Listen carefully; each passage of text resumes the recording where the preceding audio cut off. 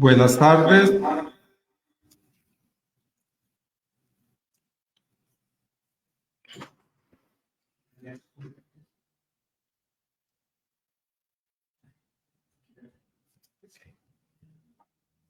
Buenas tardes. Le damos desde el Colegio de Profesionales en Informática y Computación de Costa Rica para continuar con la segunda ponencia que nos dará el doctor Marlon Matamoros Araya del Colegio de Microbiólogos y Químicos Clínicos. Indicar que para la Federación de Colegios Profesionales Universitarios de Costa Rica es un gusto iniciar con este primer congreso que hoy hemos arrancado, y importante porque después de 57 años de haberse creado la federación, pues tenemos la oportunidad de organizar este congreso. Un congreso que se centra en poder señalar cuáles son los desafíos y retos de los profesionales en Costa Rica.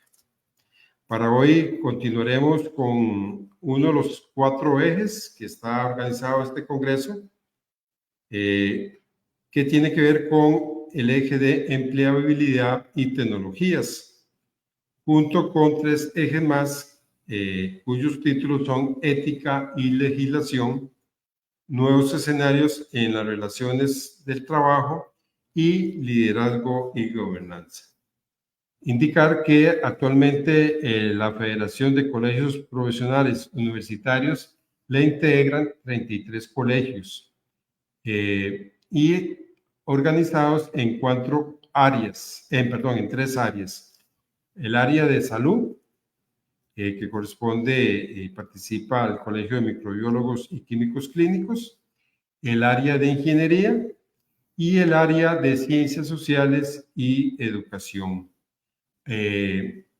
Señalar que yo estoy acá en representación del Consejo del Comité Ejecutivo y represento al área de ciencias sociales y educación, y actualmente soy el presidente del Colegio de Profesionales en Sociología de Costa Rica, y si no me presenté al principio, mi nombre es Mariano Sáenz Vega. Sin más preámbulo, vamos a iniciar la presentación del doctor Marlon Matamoros Araya sobre la 4ª revolución industrial en los laboratorios. Indicar que Marlon es graduado de la Universidad de Costa Rica y ha desempeñado, fue presidente de la Junta Directiva del Colegio de Microbiólogos y Químicos Clínicos. Y señalar que Marlon es especialista en ventas y aplicaciones de Capris Médica. Sin más preámbulo, pues le doy la palabra al compañero Marlon Matamoros para que nos comparta su presentación sobre la 4ª revolución industrial en los laboratorios. Bienvenido, Marlon. Gracias.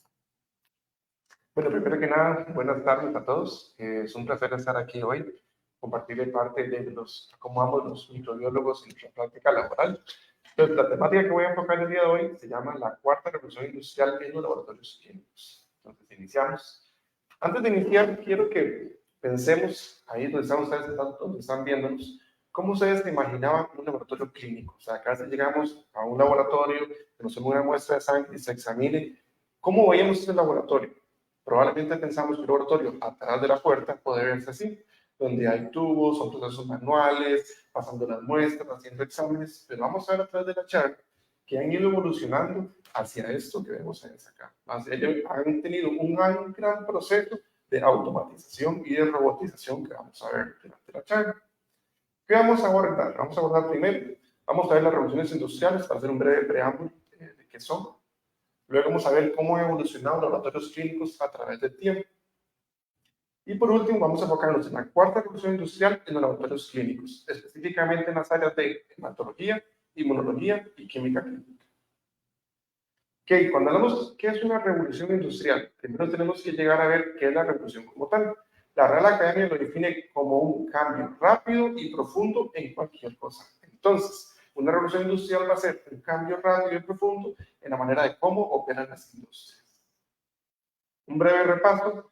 La primera revolución industrial que se dio a nivel mundial fue principalmente, ¿por qué? Por la mecanización, cuando aparecieron las máquinas de vapor y la energía hidráulica. Posteriormente vino la segunda revolución industrial, que fue cuando aparecieron principalmente la electricidad, que eso nos llevó a las producciones en masa, que vemos aquí en esta foto, las cadenas de producción primeras que hubieron en esos años. Luego vino la tercera revolución industrial, que viene más con el tema de automatización y tecnología de la información. ¿Qué fue lo que cambió aquí en esta principalmente? Fue que en la segunda teníamos máquinas que eran completamente operadas por personas, pasaron a ser máquinas operadas por personas, pero programadas para hacer los trabajos. De manera que ya la máquina no había que operarla continuamente, sino era más que todo un tema de supervisar la máquina y programarla para llevar a hacer las funciones que se hacían. Y luego vamos a la cuarta, que se conoce como la época de la digitalización. Aquí vemos diferentes ámbitos como el Internet de las Cosas, coordinación digital, la nube, etc. Para empezar en ese tema es importante primero definir la cuarta revolución industrial como tal. Aquí me baso en una definición que hizo Deloitte. Deloitte lo definió como tecnologías inteligentes que se integran en las organizaciones, las personas y los activos. Y vamos a ver que curiosamente es un término bastante amplio. ¿Por qué? Porque incluye la robótica, la inteligencia artificial, las tecnologías cognitivas, la nanotecnología y el Internet de las cosas. ¿Qué es importante acá? O sea, que vamos a tener diferentes. ¿Por qué? Vamos a hablar de temas tan complejos como la inteligencia artificial, hasta cosas tan sencillas como un bombillo que tenemos en nuestras casas que se conecta a Wi-Fi y que encendemos y apagamos remotamente. Entonces es importante aclarar que la cuarta revolución industrial es un concepto muy amplio, que vamos a ir a ver cuáles de estos han ido aplicando en los laboratorios clínicos. Ok, vamos a ver el tema de evolución en los laboratorios clínicos como tal. Los laboratorios clínicos o la profesión de microbiología inició en sí en el siglo XVIII. Uno de los principales microbiólogos o el fundador de la microbiología fue Louis Pasteur. Louis Pasteur fue el que, digamos, que le llevó la microbiología como una ciencia aplicada a la vida y fue con sus investigaciones y demás que llevó a todo lo que somos ahora actualmente. Aquí en esos momentos era mucho más rudimentario todo cómo se hacían los procesos. Por ejemplo, en esa foto de acá les muestro cómo se hacía en ese momento lo que es la inoculación para la vacuna de la viruela. En ese entonces se había una vaca que tenía una viruela a la cual no era nociva para el humano y la vaquita la llevaban de pueblo en pueblo para que las personas se fueran inoculando con la úlcera que tenía la vaca y así se inmunizaban. Entonces, estos fueron los inicios de la microbiología. Eran procesos muy manuales en ese entonces que poco a poco fueron cambiando. Luego vino la segunda revolución industrial, que fue en el que podemos definir en el siglo XIX. Entonces aparecieron los instrumentos electrónicos para medición. ¿Eso a qué nos llevó? Nos pasó a tener diferentes equipos para hacer los análisis de sangre y demás. Por ejemplo, ¿cómo se hacía anteriormente un hematocrito? El hematocrito es una prueba de laboratorio que permite ver cuánto de la sangre que tenemos, cuánto es paquete celular y cuánto es, digámoslo así, líquido. Entonces, lo que hacía era que se pinchaba el dedo del paciente, como vemos en la diapositiva, se le tomaba la sangre en ese tubito capilar. Ese tubo capilar se ponía a centrifugar para separarlos. Una vez que se centrifugaba, con una regla se medía altura total, cuánto es el paquete celular y se sacaba un porcentaje. Entonces, como vemos, esa es la manera como se hacía antes, partes del hemograma que actualmente damos en un laboratorio y nos hacemos. En ese mismo segunda revolución, aparecieron las primeras máquinas que permitían que hacer una medición de ciertos parámetros bioquímicos como glucosa, colesterol, etc. Después vino la tercera revolución industrial, que era básicamente igual que la segunda, pero esas partes que eran manuales ahora se estaban automatizando. Entonces aquí tenemos, por ejemplo, lo que fue la primera máquina que existió para hacer hemogramas, que fue un contador Coulter.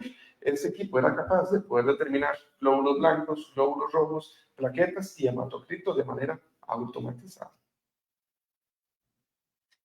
¿Y qué pasó? Esa tercera revolución industrial, digamos que ha durado mucho durante el tiempo. Entonces, primero estuvieron los equipos más rudimentarios y los mismos equipos se fueron adaptando a través del tiempo, pero ¿qué hacían? Solamente hacían el tema de un proceso automatizado. Hasta llegar a equipos como el que vemos en pantalla, que son equipos que hacían ligeramente lo mismo que hacía el otro, pero con una mayor capacidad de procesamiento.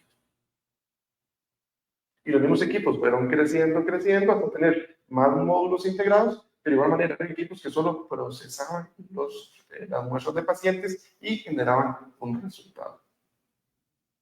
Ok, ahora veamos cómo fue la cuarta revolución en los laboratorios clínicos. Previo a esto, quiero definir un concepto muy importante, que es inteligencia artificial. Aquí me voy a basar en la referencia de Elsevier, que ellos definen inteligencia artificial como campo de la informática que puede abarcar la ciencia de los datos. Está dedicado a imitar los procesos de pensamiento y comportamientos humanos utilizados para tomar decisiones y emprender acciones. Aquí hay una frase que me gusta mucho para este término, que es físico a digital a físico. ¿Qué es esto? Tenemos algún dato físico, por ejemplo, un valor de un hemograma, que es analizado digitalmente por una computadora y nos genera una interpretación que se convierte en un dato físico. Entonces, ¿qué va a hacer? Es físico, digital, físico. Por ejemplo, a nivel de un laboratorio clínico, cuando tenemos un resultado de hemograma que vemos en pantalla, por ejemplo, en este caso es un paciente de 67 años femenino, tenemos que la hemoglobina fue de 12 gramos, en este caso, valores de referencia son de 11 a 14, entonces vemos que está en el rango normal del paciente.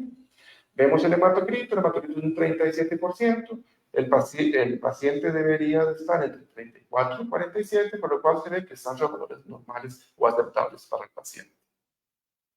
Entonces, ¿qué es lo que hacemos en nuestra profesión? Nosotros vemos un resultado que genera un equipo, ese resultado es interpretado y analizado. ¿Para qué? Para que el microbiólogo decía qué hace con ese resultado. Le comunica al médico que es algo urgente que tiene que reportar, o bueno, el resultado está perfecto, vamos a enviarlo ya al servicio de consulta externa, o también puede pasar que el resultado amerita una revisión manual del resultado del equipo. En este caso se hace un prótesis sanguíneo. Para todo esto, hay criterios internacionales que nos dice, por ejemplo, en este caso, la Sociedad Internacional de Laboratorios de Hematología. Esa sociedad tiene establecido, por ejemplo, que si es una muestra de un neonato, si es la primera muestra que se le toma, hay que hacerle una revisión al microscopio. ¿Para qué? Para verificar que no haya a nivel de la muestra del paciente alguna célula alterada que es importante reportar al médico. Y así hay diferentes criterios para que en nuestra práctica clínica hagamos los análisis de los prótesis sanguíneos o tomemos ciertas decisiones según los valores que obtenemos en el laboratorio. Pero ¿qué va sucediendo? Que ese análisis que hacemos con esos resultados, ahora ya los mismos equipos pueden realizar esos mismos análisis para ver cuándo correlaciona hacer un análisis a ese paciente más exhaustivo para verificar las células que están identificadas en el paciente. Entonces, ¿hacia dónde hemos llegado en este caso de la hematología? Les muestro en este video, en esta imagen. Por ejemplo, aquí estamos viendo lo que es los resultados que vemos en el laboratorio de un paciente ante un hemograma. En este caso vemos, por ejemplo, vemos los glóbulos blancos, los glóbulos rojos, la hemoglobina, el hematocrito, etc. Vemos también los gráficos de dispersión, que ese equipo trabaja por sintometría de flujo. Entonces, nosotros como profesionales analizamos los gráficos de dispersión, analizamos los valores que obtenemos y decidimos si esa muestra hay que hacerle más análisis o la muestra puede irse directamente hacia el médico. En este caso, el mismo equipo nos dice que la muestra es negativa y puede ser validada. Entonces, ¿qué es importante? Primero, que la inteligencia artificial es una ayuda en la práctica de los laboratorios clínicos. Entonces, ¿qué tenemos en hematología? Tenemos primero un procesamiento automatizado que nos genera datos. Que tenemos equipos para eso. Segundo, analizamos los datos según las recomendaciones de las acciones a seguir, que se utilizan criterios de expertos. Tercero, se prepara un prótesis para la visualización al microscopio. Entonces, en este caso, se hace un prótesis sanguíneo en una lámina, en un portaobjetos, y luego se visualiza al microscopio para ver si hay alguna célula alterada en el paciente. ¿Y hacia dónde nos ha llevado esa cuarta revolución industrial? A que este proceso, que era el análisis manual que hacíamos los profesionales, ahora tenemos la ayuda de los equipos para realizarlo. Como los equipos que vemos acá, que ya permiten hacer una visualización en microscopio y una interpretación automatizada de los resultados. Entonces, ¿cómo funciona eso? Lo vemos acá. Entonces, la lámina es llevada hacia el microscopio robotizado, el microscopio detecta las células, detecta las células en el frotis sanguíneo y va haciendo la identificación. Dice, esto es un segmentado, eso es un eosinófilo, eso es un linfocito, y hace toda esta clasificación, saca las imágenes, la coloca en una pantalla. ¿Para qué? Para que el profesional de microbiología pueda revisar una por una las células y confirme que lo que el equipo está clasificando es correcto. Puede además ver ciertas recomendaciones de glóbulos rojos, drepanocitosis, etcétera, que el equipo le genera para que uno como profesional pueda revisar esos resultados y tomar las acciones correspondientes. Ok, ya hablamos de la hematología. Vamos a hablar ahora en este caso de la inmunología, específicamente de las pruebas de autoinmunidad. Ok, las pruebas de autoinmunidad en sí iniciaron en el año 1948. Si hablamos de autoinmunidad, pensemos por ejemplo en una enfermedad de las más comunes, es el lupus eritematoso sistémico. En ese año 48 se descubrió una manera de hacer ese diagnóstico, pero ¿qué sucedía? Que el diagnóstico que se podía hacer de los pacientes solo podía detectar el 30% de los pacientes que tuvieran la enfermedad. ¿Eso a qué nos lleva? Que si de cada 100 pacientes que yo les hacía la prueba de laboratorio, solo a 30 podía diagnosticar. Posteriormente, en los años 70, surgió una nueva metodología de laboratorio que se conoce como ANA-EB2. En cuanto a esa, la sensibilidad o la capacidad de diagnosticar pacientes aumentó de un 90 a un 99% de los pacientes. Entonces, ¿qué vemos acá? Vemos que esa nueva metodología que se estaba usando era mucho más eficiente para hacer el diagnóstico de los pacientes. Pero estos métodos que tenían eran métodos manuales. ¿Qué llevó? Que obviamente ha habido un aumento en la incidencia de enfermedades autoinmunes que nos ha llevado a qué? A que hagan una mayor demanda al laboratorio, más cantidad de exámenes que tienen que ser realizados, y entonces llevó a que los fabricantes de equipos también fabricaran equipos automatizados, que fueron los equipos de quimiluminiscencia que nacieron en los años 2000. ¿Para qué? Para afrontar la demanda de exámenes. ¿Pero a qué nos llevó eso? Aquí es donde uno ve que la automatización hay que verla y hay que entenderla. ¿Por qué? Este cambio que se hizo en los años 2000 de pasar de las células EB2 a la quimiluminiscencia nos llevó a una reducción en la sensibilidad de diagnóstico de los test. ¿Eso a qué me llevó? Que entonces, cuando yo antes detectaba de un 90 a un 99% de los pacientes, con esa nueva metodología yo detectaba de un 50 a un 70% de los pacientes. Entonces, esta tecnología, en vez de ayudarme a que yo tuviera una mayor capacidad de diagnóstico, dar un mejor servicio, más bien me afectó ese desempeño en los laboratorios clínicos. ¿Eso a qué nos llevó? Eso nos llevó a que fue para los años 2014, las guías internacionales de reumatología y las demás recomendaron que había que devolverse otra vez al método anterior. ¿A cuál? Al de las células EB2. ¿Pero qué sucedía con ese método? Era un método manual. Ya para las demandas que tenían o los volúmenes de muestras que procesaban los laboratorios clínicos, no era viable devolverse otra vez a las células EB2. ¿Por qué? Porque era un proceso manual. Por ejemplo, un laboratorio tenía que procesar unas 200 muestras al día y hacerlas por método manual era virtualmente imposible. Eso a que llevó que los nuevos fabricantes de equipos les tomara aproximadamente de 2 a 3 años en desarrollar la automatización de esa técnica que era manual. Eso llevó a los primeros microscopios y software de informáticos que hacían este proceso de células EB2 de manera automatizada. Entonces, aquí es importante que recordemos esto. La automatización funciona y nos llega a ayudar, pero siempre hay que entender hasta qué punto y cuál es la utilidad que estamos teniendo de eso. No siempre la automatización por sí va a llevarnos a algo hasta que no lo estudiemos y veamos en largo tiempo que tiene una ventaja para nuestros procesos. Entonces, ¿a qué nos llevó eso? Nos llevó a que aparecieran entonces ya software de computación y equipos robóticos que hicieran esos análisis de manera automatizada. Y es muy interesante este que les muestro aquí en pantalla porque, por ejemplo, ese software se encarga de hacer los mismos análisis, hacer los frotis, ver la fluorescencia y hacer diagnóstico de enfermedades autoinmunes.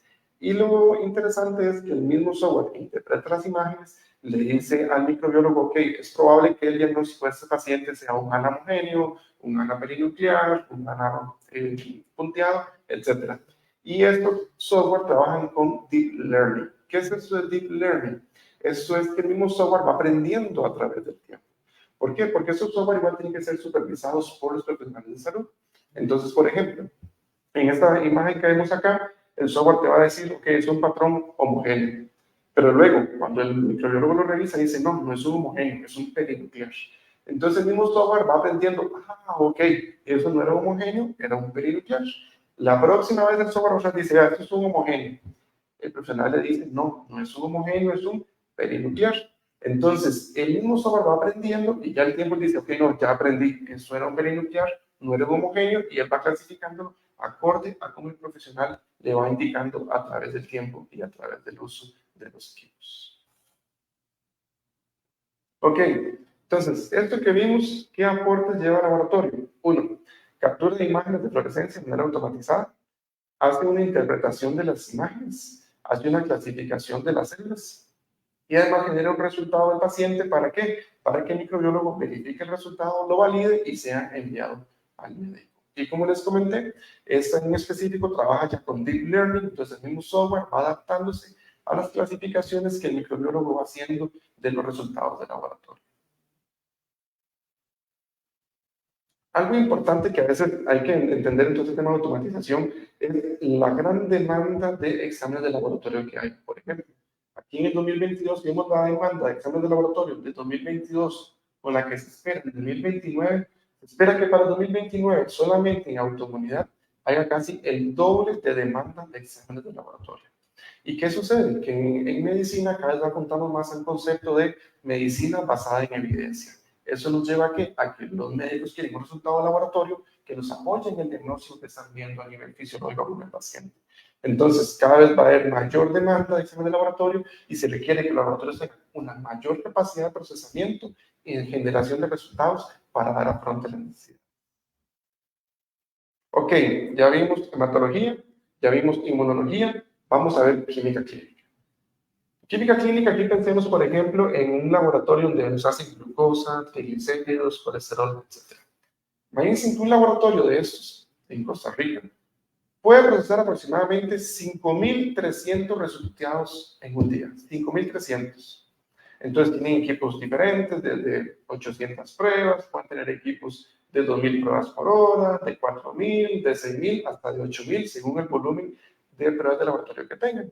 ¿Eso a qué nos lleva? Si en un primer turno se hacen aproximadamente 4.200 de esos 5.300 exámenes y hay 3 microbiólogos revisando los resultados, quiere decir que un microbiólogo va a tener que revisar 1.400 resultados durante su jornada. ¿Eso a qué nos lleva? Que el tiempo que tiene un microbiólogo para ver un análisis de laboratorio son 17 segundos. O sea, para un resultado de laboratorio tenemos 17 segundos para revisar ese resultado, para que sea acorde con el paciente, etc. Y veamos esa imagen de acá. Si vemos las guías de la Organización Mundial de la Salud, en el laboratorio, para una muestra al paciente, tiene que revisarse todos esos criterios que vemos acá. O sea, imagínense todo esto en 17 segundos. O sea, es virtualmente imposible. Entonces, ¿qué es lo que sucede? Entonces, los mismos software nos van ayudando a qué? A decir, ok, sucede estadísticamente que los laboratorios, los exámenes de laboratorio en química, un 70% son resultados normales, o sea, pacientes sanos. Entonces, el mismo software busca esos resultados, los acomoda y dice, esos son resultados negativos o resultados normales de pacientes. Este 30% son resultados que están alterados, que hay que revisarlos, hay que ver el histórico del paciente, hay que ver la correlación con los datos del paciente, edad, sexo, etc. Entonces, ¿eso qué hace? Hace que los profesionales ya no tengan que ver los 4.200, sino son 1.272, y ya ahora un microbiólogo va a poder ver solo 424 resultados, y eso nos lleva ¿a qué? A que nuestro trabajo pueda ser más enfocado en la calidad, más enfocado en la investigación, como es el doctor Núñez en la presentación anterior. O sea, nuestra labor tiene que enfocarse en un análisis más detallado y más exhaustivo de los resultados del laboratorio clínico. Ok, veamos esto en tiempos de respuesta. ¿Qué sucede con todo esto? Lo primero, que esos software van a revisar los valores que obtenemos con valores previos del paciente. Por ejemplo, llego yo a hacer un examen al laboratorio X y ven que mi glucosa está en 200. Y dicen, qué raro, Marlon en 200, si Marlon no es un paciente diabético, debe tener la glucosa en 80, 90. Y ahora llego, hago el examen y me dan 200. En un software de alerta me dice, vean, este paciente está variando más de lo que debería. Tienes que revisar si el paciente efectivamente está ya pasando a ser un paciente diabético o fue que hubo alguna otra condición que llevó a generar este valor en el paciente. También aquí nos lleva una verificación en la evaluación de exámenes. Como les vimos, él compara con el valor anterior y ve cuánta ha sido la variación que hay. También algo que hacen es pruebas de validez del tipo de muestra. Por ejemplo, si estamos en el laboratorio y vemos una boleta que es el examen de una mujer y tiene resultados de un antígeno prostático específico, vemos que hubo un error. Una mujer no es una prueba que se le haga a una mujer el antígeno prostático específico. Y otro tema entonces, ¿qué es? Que la inteligencia artificial analiza y clasifica los resultados de pacientes para ser evaluados por el microbiólogo. No los sustituye, hace un análisis y simplifica la información para ser procesada en el laboratorio clínico. ¿Y eso a qué se traduce? Se traduce a un mejor tiempo de respuesta en servicios de salud. Por ejemplo, en la gráfica que tenemos acá, vemos que cuando un tiempo de respuesta de pruebas urgentes, el tiempo de respuesta aproximadamente ronda en 1 hora 40 minutos. Cuando se implementan todas esas herramientas, el tiempo de respuesta se baja hasta 43 minutos, o sea, es casi 1 hora menos de espera para generar un resultado de laboratorio. ¿Y qué sucede? En química y en todas las demás áreas de laboratorio pasa exactamente lo mismo. Cada año va a haber más demanda de más exámenes de laboratorio. ¿Por qué? Por el concepto que les hablé de medicina basada en evidencia. Aquí vemos, por ejemplo, en 2023, del 2023 al 2032, es casi 3 veces la mayor demanda de exámenes de química clínica que van a haber a nivel de los laboratorios clínicos.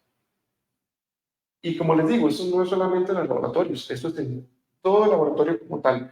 En esta gráfica muestra cuál es el aumento en los planes de laboratorio en estos años. Vemos, por ejemplo, algo interesante, que fue un pico en la demanda en 2021. ¿Por qué creen que fue esto? Por la pandemia del COVID. ¿Por qué? Porque las pruebas para diagnóstico de COVID, ¿qué las hizo? Laboratorio clínico. Entonces, esto hizo que el laboratorio clínico tuviera una mayor demanda de exámenes de laboratorio que requirió que mayores procesos de automatización y demás para poder hacerle frente a la cantidad de exámenes que se requerían hacer. Luego en 2022 bajó, ¿por qué? Por el efecto de que ya el COVID ya ha disminuido su incidencia. Y entonces, ¿qué sucede? Que de 2022 al 2030 vemos el aumento que va a haber en las pruebas de laboratorio. Entonces, vemos que hace falta mayor cantidad de automatización para poder hacer frente a esta gran demanda de exámenes de laboratorio que vamos a tener en nuestra población. Entonces nos va a llevar a qué? Nos va a llevar a equipos como los que vemos en este video, que son ya equipos que permiten hacer todo el procesamiento de manera automática.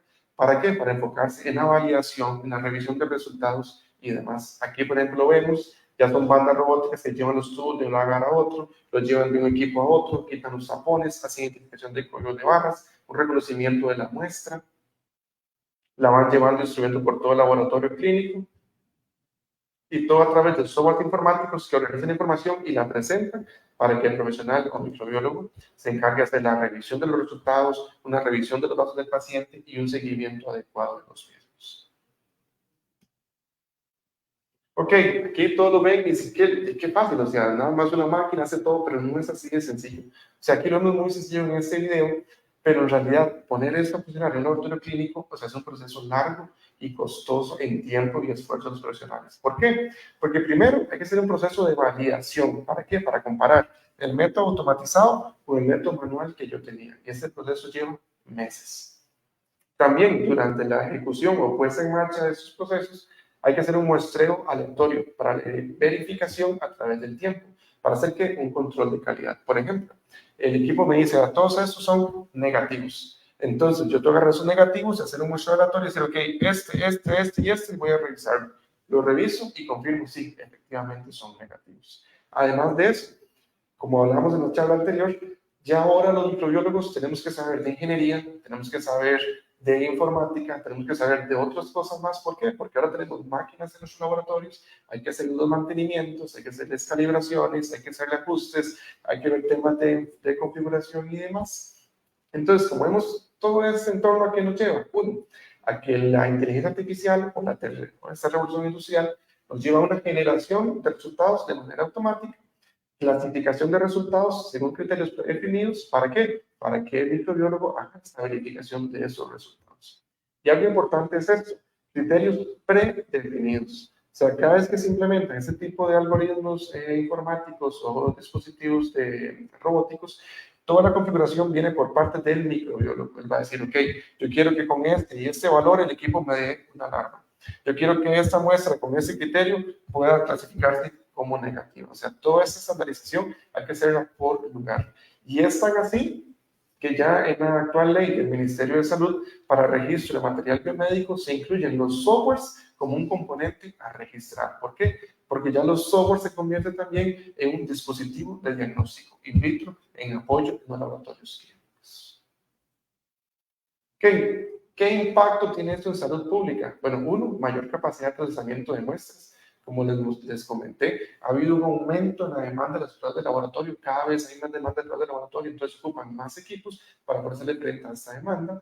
Luego también estandarización de procesos. ¿Por qué? Porque se unifican los criterios a nivel nacional. Ya pueden salir políticas o algoritmos a nivel de la Caja o el Ministerio de Salud, de manera que todos se implementan en todos los sistemas informáticos y se estandariza el seguimiento de los pacientes. Y también mejoran los tiempos de respuesta. Aquí tengo un caso curioso que son los pacientes anticoagulados. Cuando estuve en mi práctica clínica en el hospital, entonces tenemos que ir a sangrar a consulta externa de 6 a 7 de la mañana. Entonces sangramos de 6 a 7, a las 7 veníamos con los nuestros de laboratorio rápido. ¿Por qué? Porque teníamos los pacientes anticoagulados. Ellos tenían la cita a las 10 de la mañana. Había que tener a las 10 de la mañana ya los resultados todos impresos en la consulta externa de anticoagulados. Entonces, era en el laboratorio corriendo nosotros por todos lados, ¿dónde está el tubo? Busquemos el tubo, ¿dónde está la boleta? Rápido, hay que procesarlo. Todo esto, idea de automatización, ¿es para qué? Para dar un mejor servicio, mejor tiempo de respuesta y mejor calidad. También hay estandarización de procesos. Ok, ¿qué implicaciones en nuestra profesión? Bueno, primero, que mejoran el análisis de los resultados. ¿Por qué? Porque como vimos, si tenemos que revisar 1.400 resultados, que la mayoría son negativos, son resultados normales de pacientes, vamos a enfocarnos en los 400 resultados que son en realidad que implican alguna afectación de la salud o algún resultado que hay que llamar al médico. Ve al médico, tengo ese paciente con ese valor, hay que ver, hay que darle seguimiento. Y también el tema de análisis de datos que permitan tomar decisiones que impacten en salud. También el doctor Núñez comentaba antes la importancia de una estadística. ¿Estadística por qué? Cada vez que tenemos un laboratorio es importante saber cuál es la prevalencia. ¿Prevalencia de qué? Prevalencia de diabetes, prevalencia de niveles de lípidos altos, prevalencia de hipertensión, etc. Todos estos datos están en los softwares informáticos. Entonces, la idea es que nosotros nos enfoquemos en sacar estas estadísticas para tomar políticas de salud pública. Políticas como cuáles, que hemos un aumento en índices de diabetes, por ejemplo, en la provincia Y. Entonces, en la provincia Y hay que intervenirla pronto porque la diabetes está en aumento. O los casos de enfermedad renal crónica, que es una enfermedad que está actualmente en aumento en Costa Rica, ver dónde está la mayor incidencia y ver qué políticas se pueden tomar a nivel institucional y país para un mejor seguimiento. Por último, también, como les comenté, tiempo de investigar, discutir y buscar mejoras de los laboratorios clínicos. Y también es un reto para las universidades y para el colegio. ¿Por qué? Porque ya ahora nuestra profesión, aparte de todo el contenido científico, médico que aprendemos, bioquímico, etcétera, nuestra profesión, ahora tenemos que aprender de informática, de ingeniería y demás para llevar a cabo nuestra profesión de la mejor manera. Y con eso concluyo mi presentación y quedo anuente por cualquier pregunta que tengan. Muchas gracias, Marlon, por esta presentación muy interesante, lo que nos compartís. Nos hicieron llegar dos preguntas. Dice una de ellas, ¿cuánto de la cuarta revolución industrial en laboratorios se ha desarrollado en Costa Rica y en particular en los hospitales y laboratorios de la Caja Costarricense del Seguro Social? Y la segunda, la vida útil de los equipos está en relación al costo de ellos en países como el nuestro. Pues la primera pregunta de cuánto se ha desarrollado, la verdad que es bastante. O sea, obviamente los laboratorios más grandes a nivel público ya llevan bastante eso implementado. Por ejemplo, los que le comenté de los equipos de autoinmunidad que hacen todo ese diagnóstico. Actualmente hay 2 laboratorios que ya lo hacen de esa manera, ya tienen esos software que lo realizan. En el tema de química, ya está implementando en varios laboratorios. Actualmente hay una licitación de la Caja que ya viene con todo un tema de Business Intelligence incorporado. ¿Para qué? Para que la Caja empiece ya la parte de seguimiento y análisis de resultados. En el tema de la hematología, actualmente hay Hay 2 laboratorios que ya hacen los diagnósticos de hematología de esta manera, a nivel de Costa Rica, en el sector público. Entonces, la verdad es que sí, es un tema que ya va entrando en Costa Rica. Obviamente, esta cuarta revolución se ha iniciado, estamos hablando que inició hace 5 o 6 años, cuando ha entrado ya más en fuerte en Costa Rica, y eso es un proceso tanto primero de adaptación para nosotros, ¿para qué? Para saber hacia dónde vamos y saber qué de eso es aplicable para nosotros. Y la segunda pregunta era de la vida útil, ¿verdad? Y en relación al costo. Ok, la vida útil de esos equipos, la mayoría son de 10 años. La vida útil promedio son de 10 años. Obviamente el costo va a estar, hay diferentes costos. ¿Por qué? Porque usualmente eso se acopla desde equipos medianos, pequeños, medianos y grandes, según las necesidades de cada laboratorio. ¿Por qué? Si yo proceso 1000 muestras diarias en un laboratorio, para que ocupo un equipo que me haga 8000. Puedo vivir con un equipo que me haga 500 pruebas por hora y eso me saca toda la rutina en 2 horas de laboratorio. Entonces, es un tema también que esta automatización viene de un tema de diferentes escalas para cada laboratorio clínico.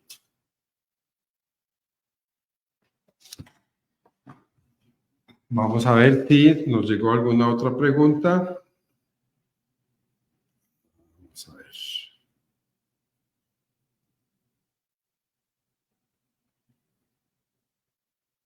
Ok, dice una, ¿cuánta accesibilidad se tiene en términos técnicos el uso de esta tecnología y sobre todo la capacidad instalada que tiene Costa Rica para poder darle mantenimiento, pudiendo extender la vida útil de dichos equipos a más de 10 años? Ok, ahí es un tema muy interesante porque a nivel de contratación pública, la mayoría de compras son por 4 o 5 años. Entonces, estamos limitados por un tema de cuál es la vigencia de las contrataciones que hace la caja. En cuanto a capacidad, o sea, solamente Costa Rica tiene mucha capacidad. O sea, les comento que Costa Rica, comparado con países de Centroamérica, está en los primeros lugares en ese tema de automatización y implementación de esos sistemas. A veces cuando tenemos invitados de otros países que vienen de Estados Unidos, de la ACT, de la Asociación Americana de Química Clínica, o otras entidades, llegan a Costa Rica y se asombran de la inversión que tiene Costa Rica en sistemas de salud. No solamente en laboratorio, en todo lo demás. O sea, Costa Rica en temas de salud, en calidad, está en la vanguardia, tanto en Centroamérica y en Latinoamérica están poniéndose con otra.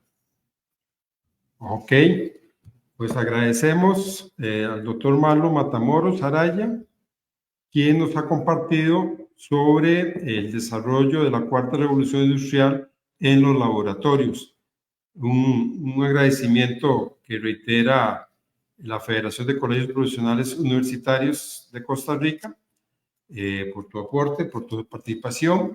Y en estos momentos le vamos a otorgar como parte de tu participación el presente certificado que en estos momentos dice, la Federación de Colegios Profesionales Universitarios de Costa Rica extiende el presente certificado de participación al doctor Marlon Matamoros Araya por haber participado como expositor en el primer congreso de la Federación de Colegios Profesionales Universitarios de Costa Rica, Desafíos y Oportunidades de los Profesionales en el siglo XXI. Felicitaciones. Muchísimas gracias. ¿Usted? Excelente.